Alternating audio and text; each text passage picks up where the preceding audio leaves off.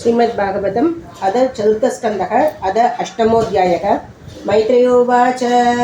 सनकाद्या नारदश्च ऋभुगो हंसो अरुणिर्यतिः नैते गृगान् ब्रह्मश्रुता हि आवसन्नूत्वरे दशक वृषा धर्मस्य भार्या आशीत् दम्पं मायां च शत्रुकल् अशूतमिथुनं तत्तु निर्वृतेर्जगृहे अव्रजग तयो समबल्लोभो निकृतिश्च महामते धाप्यां क्रोधच्च हिंसा च यत्तुरुक्तिः स्वशाकलिः दुरुक्तौ कलिराधत्त भयं मृत्युं च शक्तम तयोश्च मिदनं जज्ञे यादनानरयस्तथा सङ्ग्रहेण मया आज्ञातः प्रतिसर्गस्तबाणकः त्रिसिद्वै तद्भुमान् पुण्यं विदुनोति आत्मनो मलम्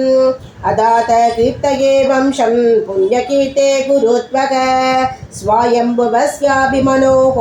हरेः अंशांश जन्मनग प्रियव्रत उद्दानबाधौ शतरूपापतेषु तौ वासुदेवस्य कलया रक्षायां जगतस्थितौ जाये उत्तानबाधस्य सुनीति सुरुचिस्तयोः सुरीचि प्रेयसी बद्युगो नेतरा यच्छुतो नृपग एकता शुरुचे पुत्रम् अङ्गमारोग्य लालयन्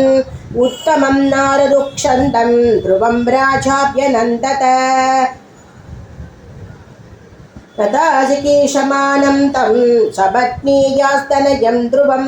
सुरीचि शृण्वदो राज्ञ शीर्ष्यमाहादिगर्विता न वत्स नृपते दिश्यं भवानारोढुमर्हति न गृहीतो मया यत्त्वं कुक्षावभिर्वात्मजः बालोषि पतनात्मानम् अन्यस्त्रीगर्भसम्भृतं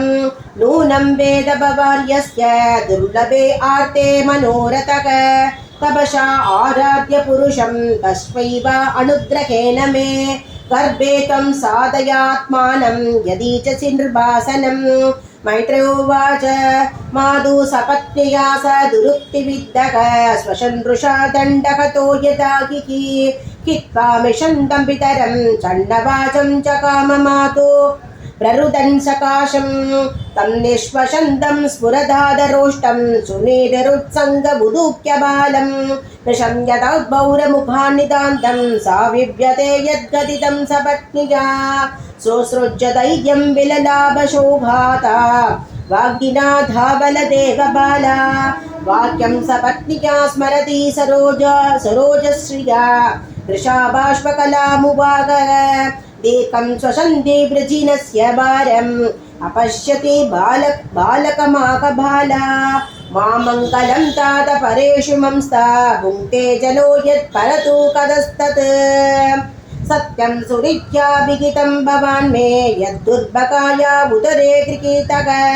स्तन्येन वृद्धश्च विलज्जते या बाल्येति वा वोढुमिडस्मतिर्माम् आदिष्ट तत्ताद विमत्सरस्त्वं उक्तं समाद्राभियदत्तलीकम् आराधयो दोक्षज मादपद्मं यदीचसे अध्यासनमुत्तमो यथा